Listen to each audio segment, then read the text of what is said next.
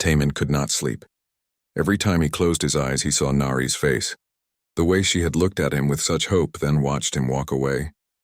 He kept thinking about what Lord Vextar had said about the auction tomorrow. At 3 in the morning, he gave up trying to rest. He got dressed and went to the ship's workshop. Working with his hands usually helped him think clearly. But tonight, even fixing broken parts could not quiet his mind. Can't sleep either. Taemin looked up to see Hyunwoo standing in the doorway. The security officer looked tired but alert as always. His job was to keep the crew safe, which meant he did not sleep much. Just thinking, Taemin said. Hyunwoo came into the workshop and sat down on a metal crate. About what you saw in that alley today? Taemin's hand stopped moving. He had not told anyone about Nari, but Hyunwoo was good at reading people. It was part of his job. It was nothing, Taemin said. I saw your face when we found you. That wasn't the look of someone who saw nothing. Taemin put down his tools and sighed. There was a creature in a cage. The alien who owned her called her a pet, but she wasn't an animal. She was intelligent. She knew what was happening to her. Hyunwoo was quiet for a long moment. Slavery? Yeah, but dressed up to look like something else. The galaxy is full of ugly things, Hyunwoo said. We can't save everyone. I know that. Taemin picked up a broken circuit board and stared at it. But I touched her hand and I felt something. Like she was sharing her emotions with me. Fear, sadness, but also hope. She thought I might help her. And now you're thinking about doing something stupid. It was not a question. Hyunwoo had known Taemin for 2 years. He understood how the young engineer thought. The auction is tomorrow, Taemin said. After that, she'll be sold to someone else. Maybe someone worse than Lord Vextar. Taemin. Hyunwoo's voice was gentle but firm. We're a merchant crew, not heroes. Captain Jin Ho has standing orders. No trouble with local authorities. The Krillians could impound our ship or worse. I know the orders, but you're still thinking about it. Taemin was quiet. Yes, he was thinking about it. He had been thinking about nothing else for hours. What if we could do it without getting caught? He asked. There's no such thing as a perfect plan. But what if there was? What if I could get her out without anyone knowing it was us? Hyunwoo studied his face. You're serious about this? She's a person, Hyunwoo. An intelligent being kept in chains like an animal. How can I just fly away and pretend I never saw her? The security officer was quiet for a long time. Finally, he spoke. What kind of plan are you thinking about?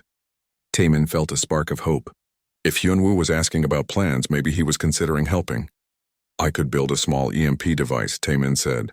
Something to knock out the electronic locks on the cage. Create a distraction, get her out during the confusion. And then what? Where would we take her? How would we get off the planet with a stolen... with her? I don't know yet. But I have to try something. Hyunwoo stood up and walked to the workshop window. Outside, the lights of the alien city glowed in the darkness. This is crazy, he said. I know. Captain, Jin Ho will be furious. I know. We could. All end up in Krillian prison. I know. Hyunwoo turned around. All right. Tell me more about this EMP device. The next morning, Captain Jin Ho announced that they would be leaving Kepler 442c at sunset.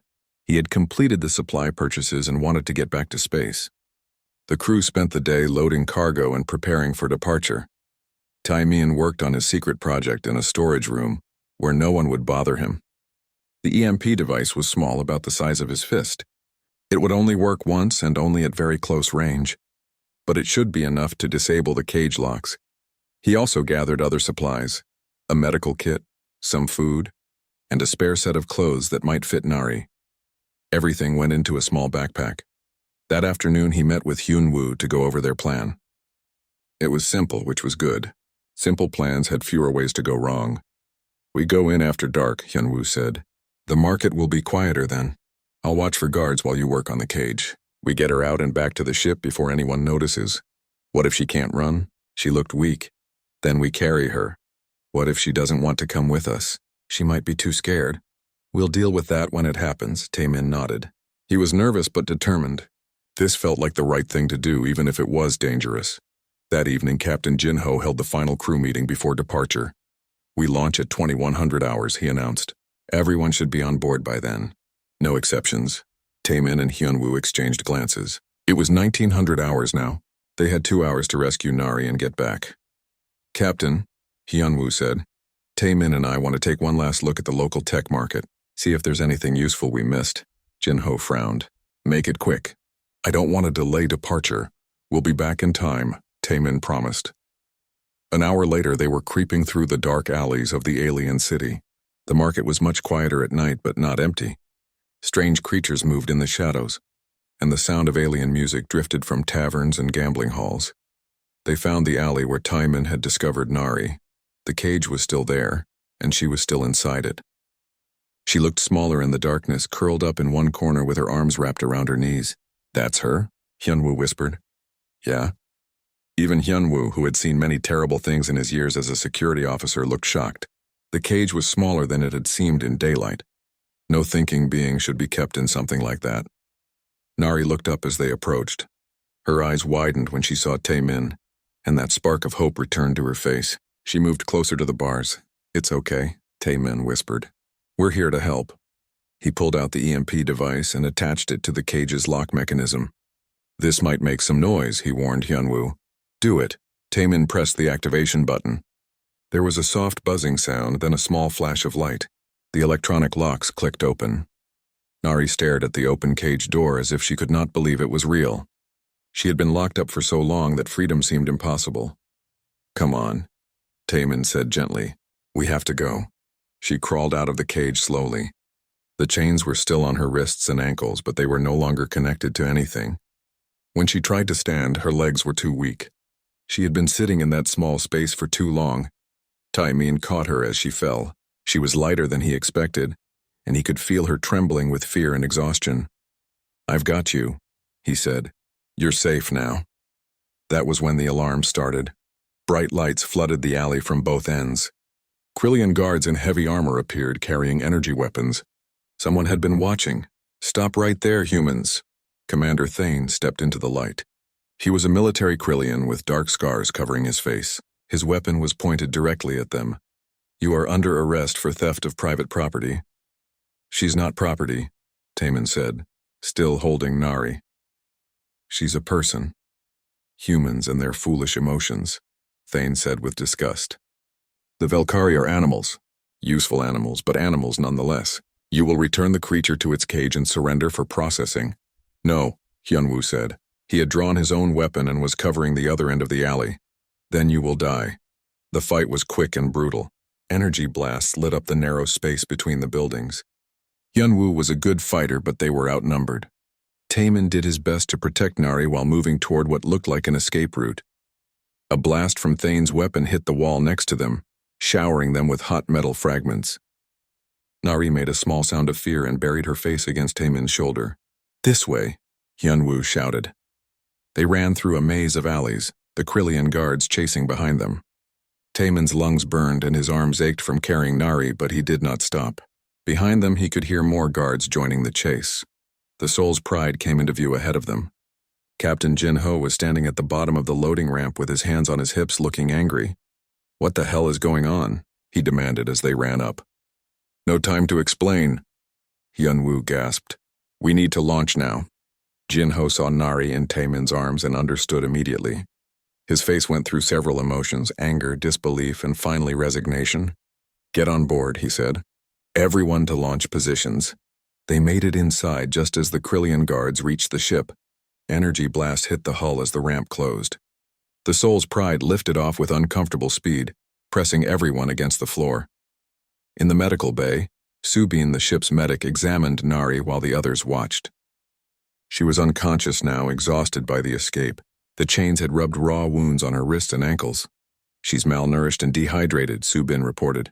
But she'll be okay with rest and proper food. Captain Jinho looked at Taemin with an expression that was hard to read. Do you have any idea what you've done? He asked. We just stole property from a Krillian noble. They'll brand us as pirates. She's not property, Taemin said again. Look at her. Really look at her. Does she look like an animal to you? Jinho studied Nari's sleeping face. Even unconscious, there was something unmistakably intelligent about her features. The Krillians will come after us, he said.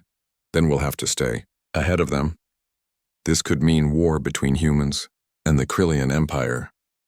The hot air of Kepler 442c hit Taman's face as he stepped off the ship. The mining planet was dusty and crowded with all kinds of strange creatures. Big lizard-like aliens walked next to small bird creatures. The sounds and smells were new to him.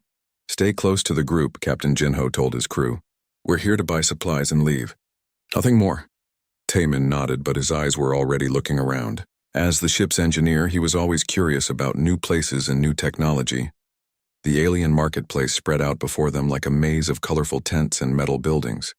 The crew of the Soul's Pride had been traveling through space for 3 months. They were a small merchant ship from Earth, buying and selling goods across the galaxy. It was good work, but sometimes boring. Taman hoped today would be different.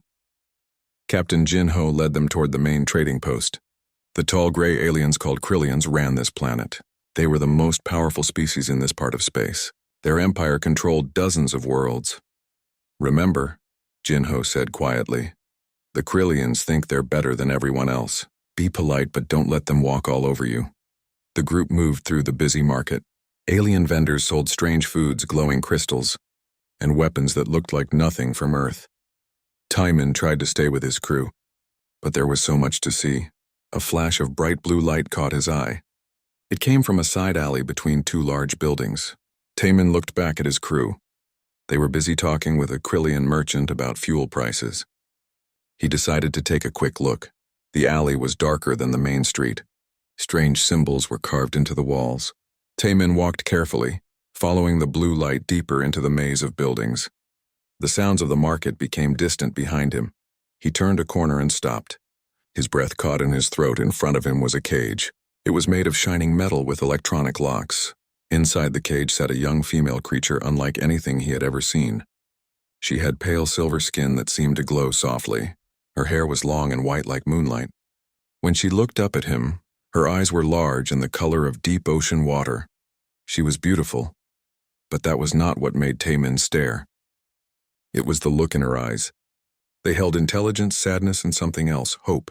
She was chained at the wrists and ankles. The chains were connected to the floor of the cage. "Ah, you have good taste, human." Taman jumped. A large Krillian had appeared behind him. This one wore expensive clothes and gold jewelry. His gray skin was marked with scars that showed his high rank in Krillian society. "I am Lord Vextar," the alien said with a voice like grinding metal. "You are looking at my finest pet.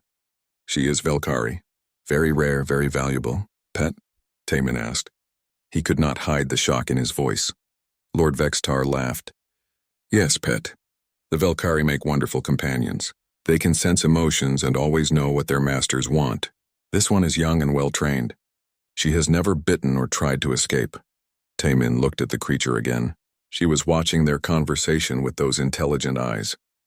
When she heard the word pet, her shoulders dropped slightly. She understood what they were saying. "She looks aware," Taman said carefully. "Oh, they are clever, these Velkari. Like a smart dog or cat from your world. They can learn simple tasks and even basic words, but they are not truly thinking beings like you and me. Their brains are too small." The Krillian reached into his pocket and pulled out a small device. He pressed a button, and the creature in the cage flinched. A shock collar around her neck had activated. "See? Just like training any animal. Pain and reward. She learns quickly." Taman felt sick. He had seen many strange things in his travels through space, but this was different. The way the creature looked at him, the sadness in her eyes, the way she reacted to their words. She was not an animal. She was a person. "How much?" he heard himself ask. Lord Vextar's eyes lit up with greed. "Ah, you want to buy her? Excellent choice. She's worth 50,000 credits, but for a human customer, I can offer her for 40,000. 40,000 credits was more money than Taman made in 2 years. He did not have that kind of money, and even if he did, Captain Jinho would never let him spend it on something like this. I need to think about it," Taman said. Of course, but do not wait too long. Tomorrow there is a big auction. Many buyers will want her. The price will only go up." Lord Vextar walked away, leaving Taman alone with the caged creature. She was still looking at him with those ocean blue eyes. Slowly, she raised one chained hand and pressed it against the bars of the cage. Taman moved closer. He could see that her skin was not truly silver, but more like pearl. It changed color slightly in the light. There were small cuts and bruises on her arms and legs. The collar around her neck looked heavy and uncomfortable. "What's your name?" he asked quietly. She tilted her head, listening. Then she made a soft sound, almost like singing. "Nari," she whispered in a voice like gentle wind. "Nari," Taimin repeated. The name felt right. "I'm Taimin." She tried to smile, but it was a sad expression. Her hand was still pressed against the bars. Without thinking, Taimin reached out and touched his fingers to hers through the metal. The moment their skin touched, something strange happened. Taimin felt a wave of emotion that was not his own. Sadness, fear, loneliness, but also a tiny spark of hope. It was like she was sharing her feelings directly with him. He jerked his hand back, surprised. Nari's eyes widened too, as if she had felt something unexpected as well. "Taimin, there you are." The voice of Hyun-woo, the ship's security officer, echoed down the alley. Taimin looked back to see his crewmate walking toward him, looking annoyed. "The captain is looking for you. We're ready to head back to the ship." Taimin looked at Nari one more time. She had moved back to the center of her cage and was sitting very still, as if trying to become invisible. The moment of connection between them was over, but he could not forget what he had felt. "Coming," he called to Hyun-woo. As they walked back toward the main market, Hyun-woo glanced at him. "What were you looking at back there?" "Nothing important," Taimin lied, but it was not true. As they rejoined the crew and headed back to the Soul's Pride, Taimin could not stop thinking about Nari. The intelligence in her eyes, the way she had said her name, the emotions he had felt when they touched. None of it matched what Lord Vextar had said about Velkari being simple animals. That night, as the ship prepared to leave Kepler 442c, Taimin lay in his bunk staring at the ceiling. He kept seeing Nari's face, remembering the hope that had flickered in her eyes when she first saw him. Somewhere on this planet she was still in that cage, waiting for tomorrow's auction. He had traveled to many worlds and seen many injustices. Usually, he told himself, there was nothing he could do. The galaxy was a big place and he was just one person. But something about Nari was different. The connection he had felt, the certainty that she was more than what her captors claimed, he could not ignore it. Taimin closed his eyes and tried to sleep, but all he could see was a pair of ocean blue eyes looking at him through metal bars, silently asking for help. Nari woke up 3 days after the rescue. Taimin was sitting beside her bed in the medical bay when her eyes opened. For a moment, she looked confused and frightened. Then she saw his face and remembered. She tried to sit up quickly, but Subin gently pushed her back down. "Easy," the medic said. "You need to rest." Nari looked around the medical bay with wide eyes. Everything was clean and white, so different from the dirty cage where she had spent so long. She touched the soft blanket covering her as if she could not believe it was real. "You're safe," Taimin said. "No one will hurt you here." She looked at him and made that soft singing sound he had heard before. It was beautiful, like wind chimes in a gentle breeze. He wished he could understand what she was trying to say. Over the next few days, the crew took turns visiting Nari. They brought her food, water, and clean clothes. Taeyun, the communications officer, was especially interested in learning how to talk with her. "Every species has language," Taeyun explained to Taimin. "Even if it's different from ours, I think those sounds she makes are words." Taeyun set up a computer program to record and study Nari's voice. She also tried simple pictures and gestures to see how Nari would respond. It was slow work, but gradually they began to understand each other. Nari was a quick learner. Within a week, she could say basic words in human language. Water. Food. Thank you. Her accent was musical and strange, but the words were clear enough. "She's definitely intelligent," Daon reported to Captain Jinho. "More than intelligent. She understands complex ideas." The Krillians were completely wrong about her species. Meanwhile, the Soul's Pride stayed in the empty spaces between star systems, hiding from Krillian patrols. Long-range sensors showed enemy ships searching for them in every direction. The bounty on their heads grew larger each day. 5 million credits now. Wu Jin, the navigator, reported. "They really want us back." "More specifically, they want her back," Captain Jin Ho said, nodding toward the medical bay where Nari was recovering.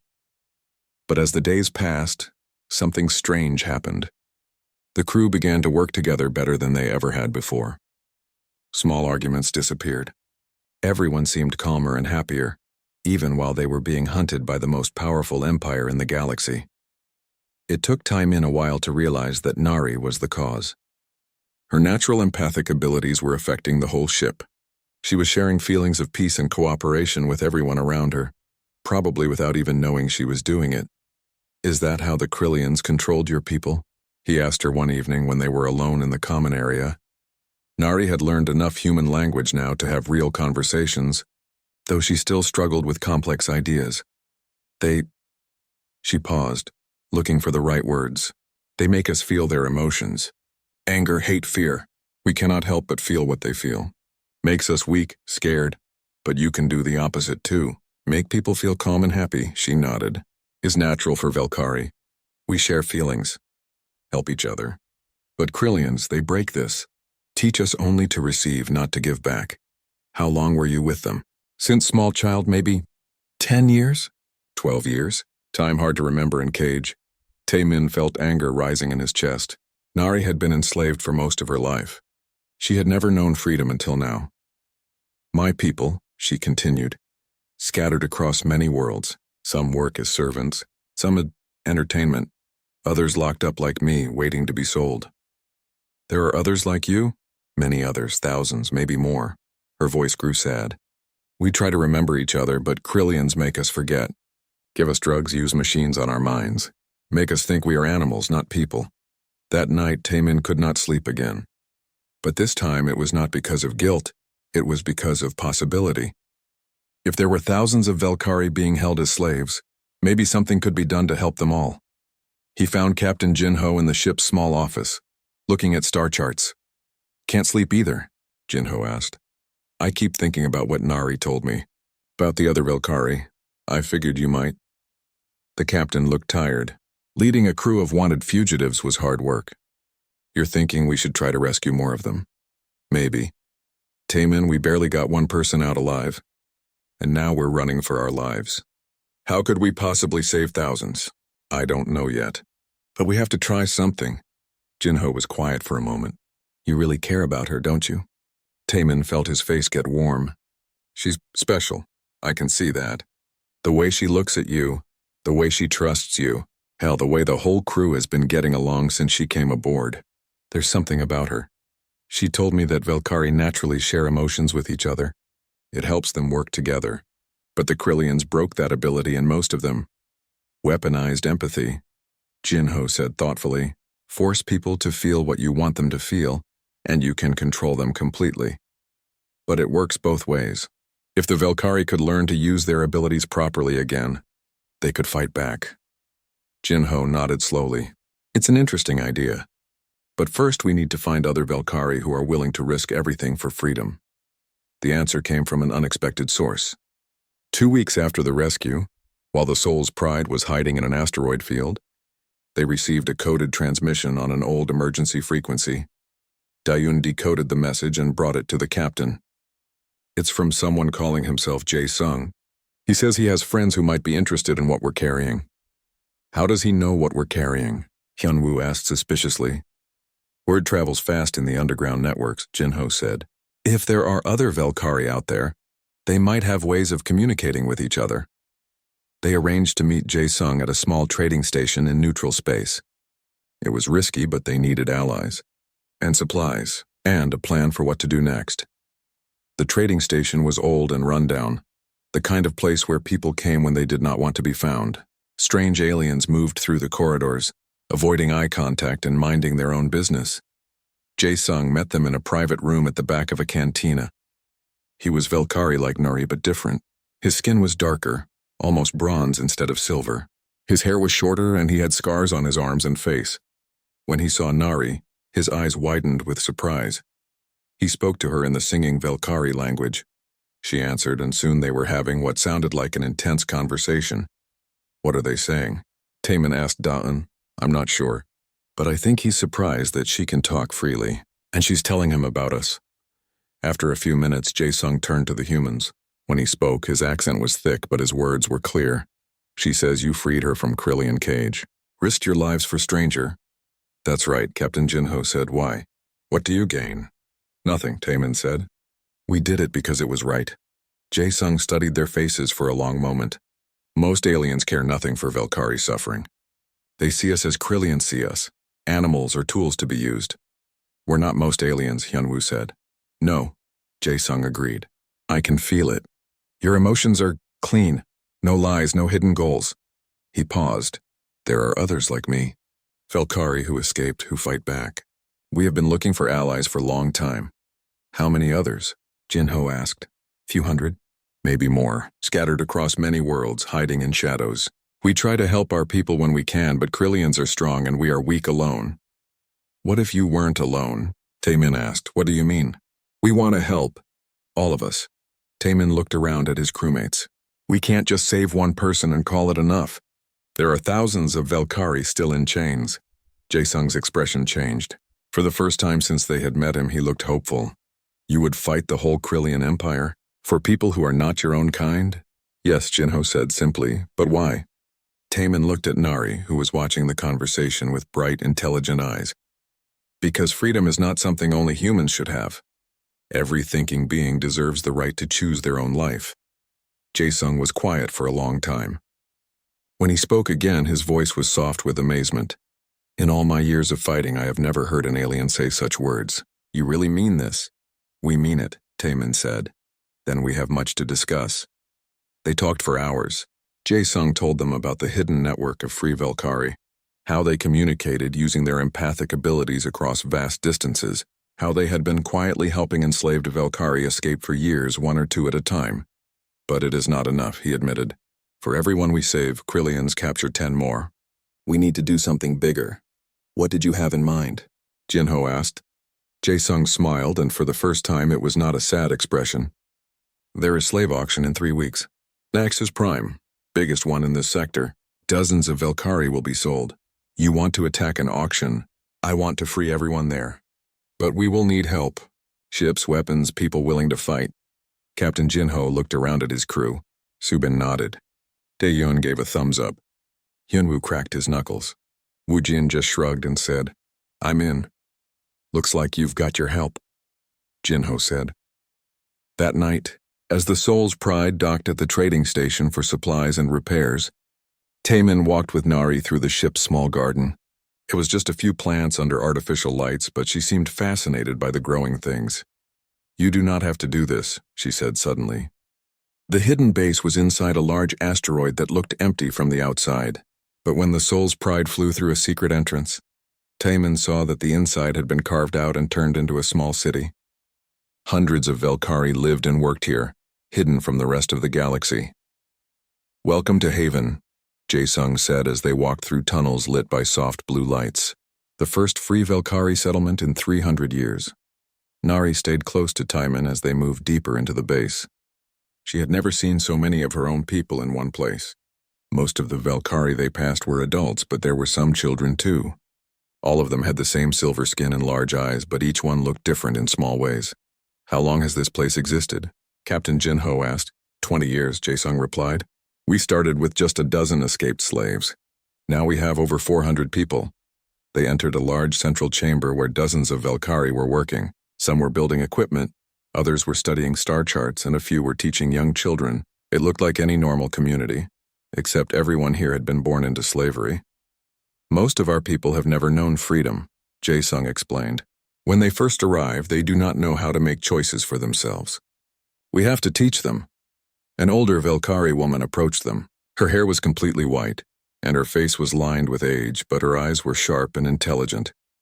This is Elder Minseo, Jae-sung said. She leads our council. Minseo spoke to Nari in the singing Velkari language. Nari answered, and soon other Velkari began to gather around them. They all wanted to hear her story. What are they so interested in? Taemin asked. She is telling them about humans, Jae-sung said. Most of our people have only known cruel masters. The idea that aliens might help us freely is difficult to believe. Elder Minseo turned to the humans and spoke in careful, accented words. My people are grateful for what you have done, but we must be careful. Trust does not come easy to those who have been betrayed many times. We understand, Captain Jinho said. What can we do to prove ourselves? Help us with the mission to Nexus Prime. If you fight beside us and keep your word, then we will know you are true friends. Over the next few days, they planned the rescue mission. Nexus Prime was a wealthy planet in the heart of Krillian space. The auction would take place in a heavily guarded compound. Getting in would be hard. Getting out with dozens of freed Velkari would be almost impossible. We need a distraction, Hyunwoo said, studying the compound's layout. Something big enough to draw the guards away from the auction site. What about the power station? Woojin suggested. If we could shut down electricity to half the city, they would have to send people to fix it. That could work, Jae-sung agreed. But we will need someone on the inside to disable the main auction. Room locks when the power goes out. Everyone looked at Nari. She was the only one who could get close to the auction without raising suspicion. The idea of pretending to be a slave again, of wearing chains and letting strangers examine her like an animal, made her shake with fear. I will do it, she said quietly, for my people. No, Taemin said immediately. It's too dangerous. What if something goes wrong? What if they recognize you? They will not expect me to return willingly, Nari said. And my appearance has changed. I am healthier now, stronger. I look different than when I was in the cage. Elder Minseo nodded approvingly. The young one has courage. But the human is right to be concerned.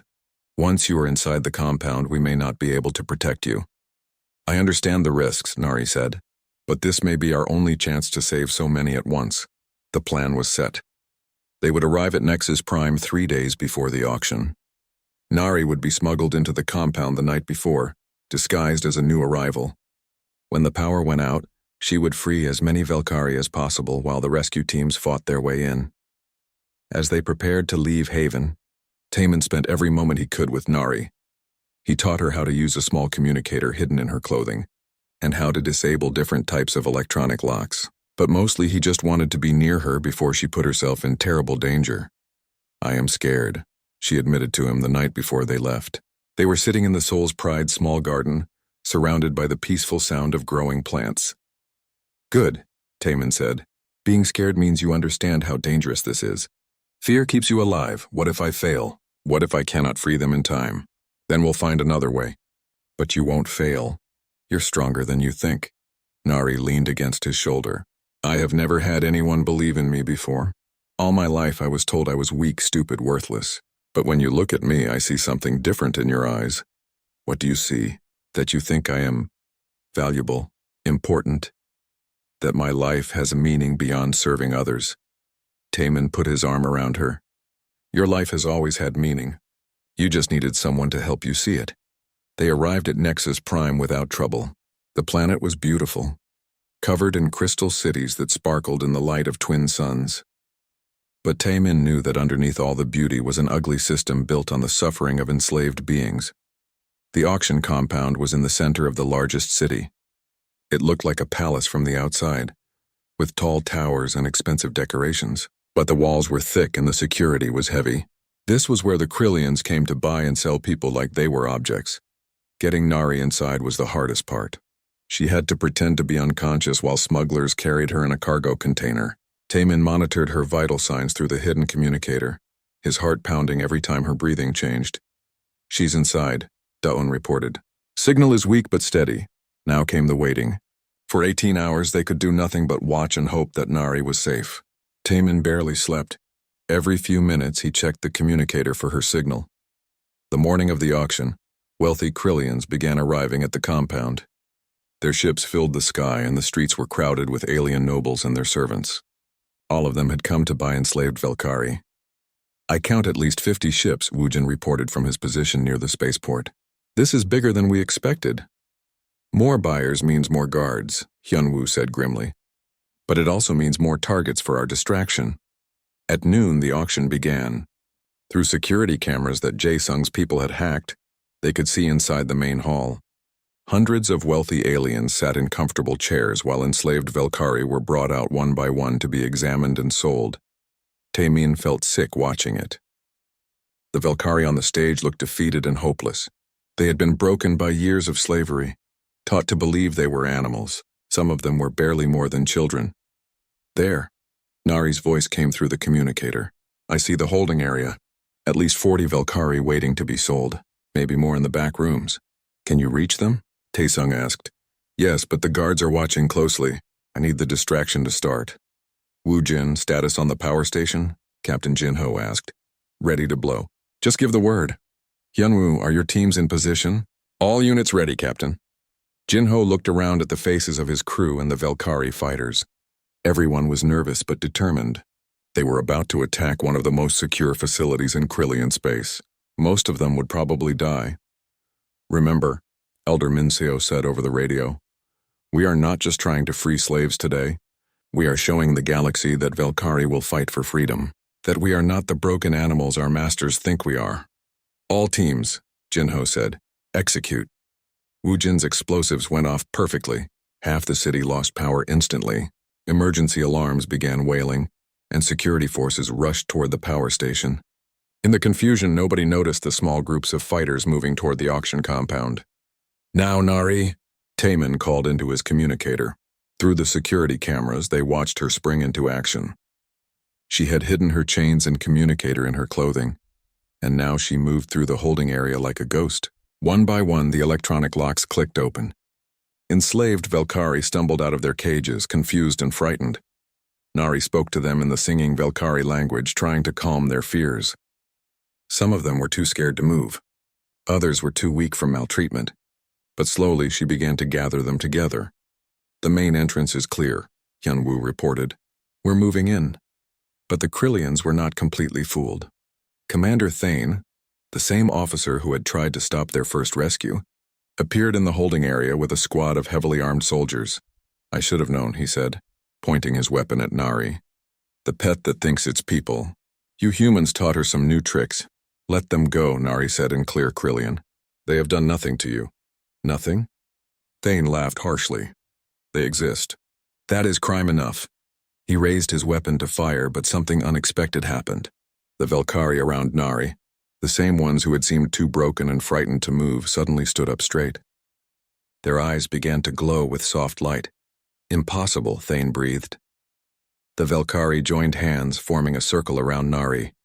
Together they began to sing in their beautiful language. But this was not the sad, broken sound that Taemin had heard before. This was music filled with power and determination. The message from Elder Minseo reached them 3 days after. They escaped from Nexus Prime. Her face on the communication screen looked tired but happy, and the awakening is spreading faster than we hoped, she reported. 12 planets now. Valkyrie everywhere are remembering their true nature and standing up to their masters. What about the Krillian response? Captain Jinho asked. They are mobilizing their entire fleet. Lord Vexter has been given command of a task force with one mission: destroy every free Valkyrie in the galaxy. Taemin felt Nari tense beside him. Vexter was the Krillian who had owned her, who had kept her in a cage and treated her like an animal. The thought of facing him again terrified her. How long before they reach Haven? Jinho asked. 2 weeks. Maybe less. We are evacuating the children and non-fighters, but many of our people want to stay and fight. They'll be slaughtered, Hyunwoo said bluntly. The Krillian military has warships and heavy weapons. What do you have? Courage, Minseo replied. And something the Krillians have forgotten. We know how to work together. After the communication ended, the crew gathered in the Soul's Pride's small meeting room. The rescued Valkyrie from Nexus Prime were there too, though most of them still looked confused and frightened. Freedom was new to them. We have to help, Nari said. Haven is the heart of our resistance. If it falls, the Krillians will hunt down every free Valkyrie in the galaxy. I agree, Jinho said. But we're just one ship. What can we do against an entire fleet? Call for help, Dawn suggested. There are other humans out there who might be willing to fight. And other species too, Woojin added.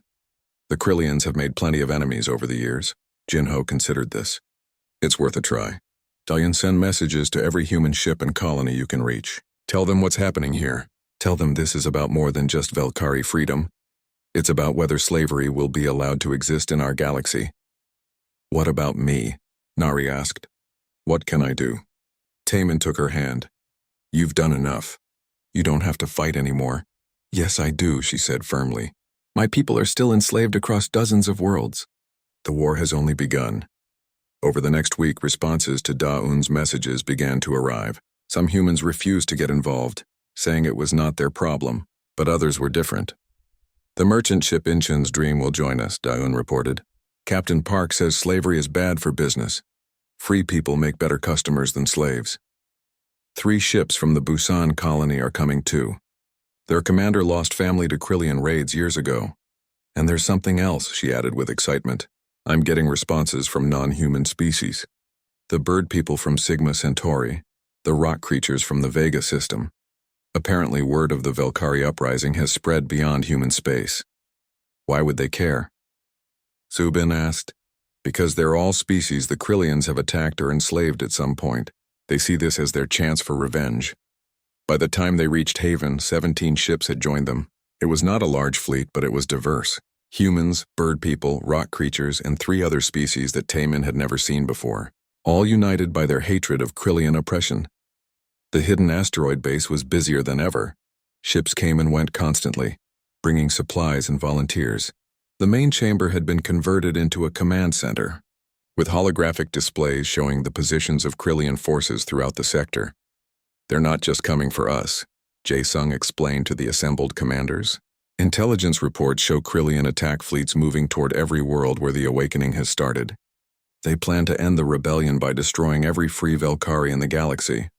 How many ships are we facing? Asked Captain Park from the Incheon's dream. At least 50 capital ships plus support vessels. Maybe more. A low whistle came from someone in the back of the room. They were outnumbered at least 3 to 1. And the Krillian ships were bigger and better armed. We can't win a straight fight, Jinho said. But we don't have to. We just need to hold them off long enough for the rebellion to spread further. And how do we do that?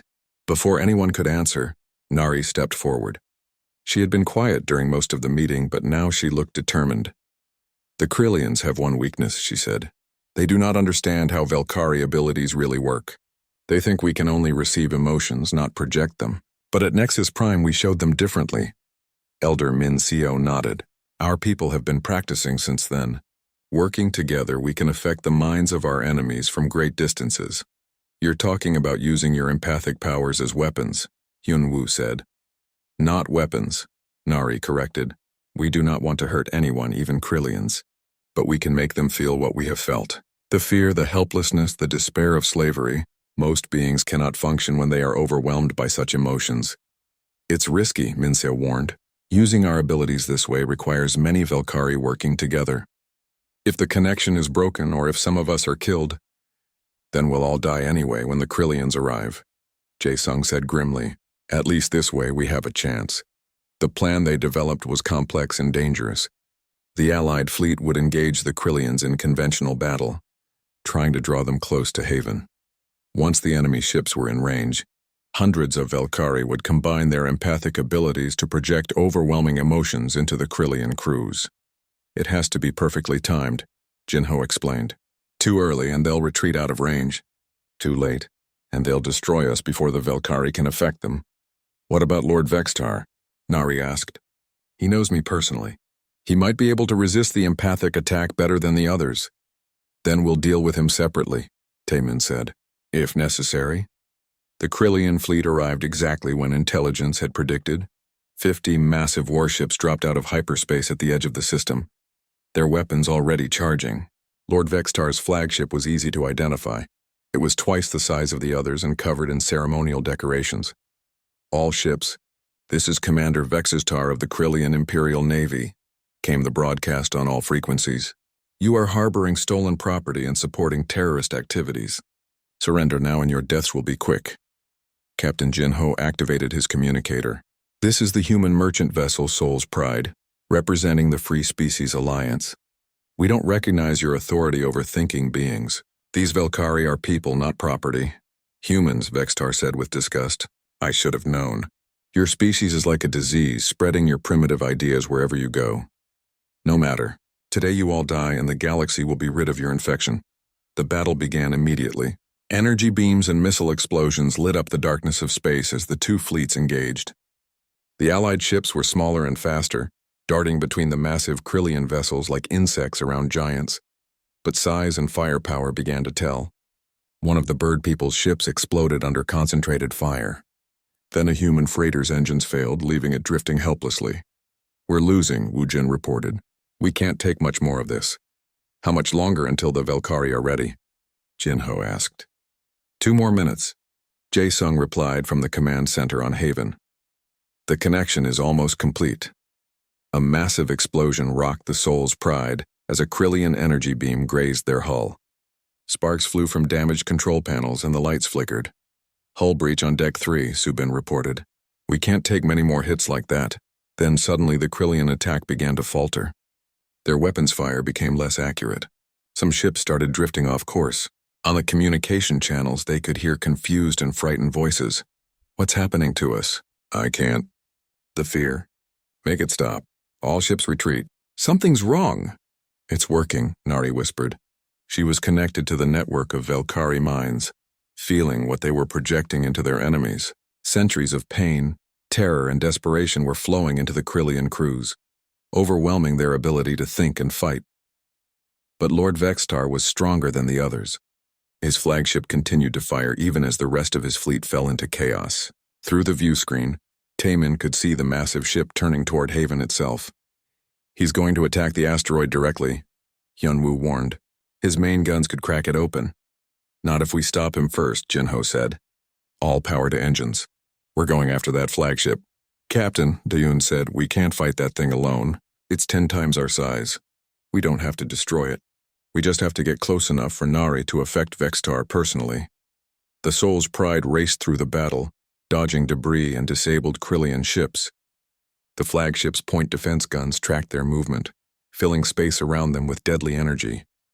There, Nari said, pointing at the flagship's command tower. Vextar is in there. I can feel his mind full of rage and hatred. Can you reach him from here? Not alone. But if I can get closer, the docking bay, Taemin said suddenly. If we can get inside their ship, you'll be close enough. That's suicide, Hyunwoo protested. The inside of that ship will be crawling with soldiers. Then we'll have to move fast. The next few minutes were the longest of Taemin's life. The Soul's Pride slipped through the flagship's defenses and into its massive docking bay. Alarms were screaming and Krillian soldiers were running.